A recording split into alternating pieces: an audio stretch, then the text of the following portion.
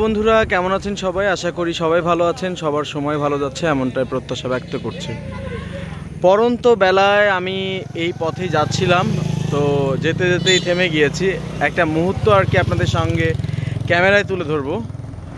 এটা বলতে পারেন আমার শৈশবের একটা স্মৃতিও হতে পারে, কেননা আমি আমার শৈশব জীবনে এমন সময় অতিবাহিত করেছি। রাস্তার পাশেই একটা জমিতে জলাবদ্ধ অবস্থায় ছিল জমিটা, সেখানে অনেকেই মাছ ধরার চেষ্টা করেছিল। তো সেই মুহূর্তটাই কিন্তু আমি আপনাদেরকে দেখানোর চেষ্টা করছি আমার ক্যামেরার মাধ্যমে। কেমন আছেন আপনারা সবাই? আচ্ছা, মাছ পেয়েছেন আপনারা? কেমন লাগলো সব মিলে? কয় ঘন্টা মাছ মেরেছেন? 4-5 ঘন্টা। তো 4-5 ঘন্টায় যে মাছটুকু পেয়েছেন তা আমি আমার দর্শকদেরকে দেখাতে চাই। আপনাদের কোনো অসুবিধা নাই তো? তো বন্ধুরা, আমি কিন্তু তাদের ইতিমধ্যেই কিন্তু হচ্ছে যেটাকে বলে পারমিশন পেয়ে গিয়েছি। আর তারা যে দীর্ঘ 4-5 ঘন্টা সময় ধরে মাছ মেরেছে, এই যে সেই প্রাপ্ত মাছগুলো, ঠিক আছে, সবগুলো দেশি মাছ। আচ্ছা, কি কি মাছ পেয়েছেন যদি একটু দয়া করে বলতেন?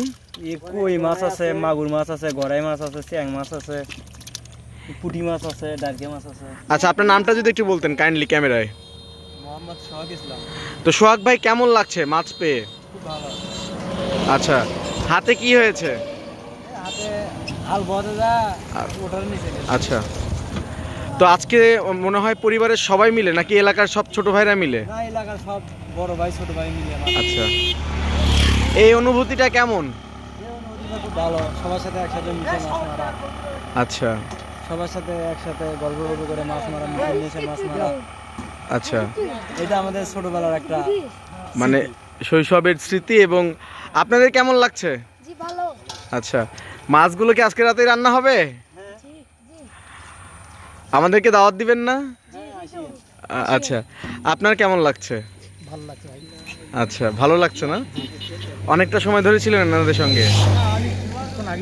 আচ্ছা আচ্ছা, এখন তো মানে সচরাচর এই দৃশ্যগুলো দেখা যায় না, বলতে গেলে হারিয়েই যাচ্ছে। আগে তো সবাই জমিতে রাত্রিবেলা করে মাছ ধরতো।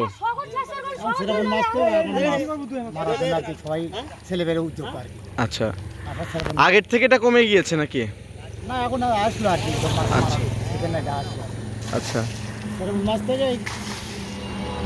বলুন বলুন। 3-4 মাস আর মাছ মার যায়। আচ্ছা,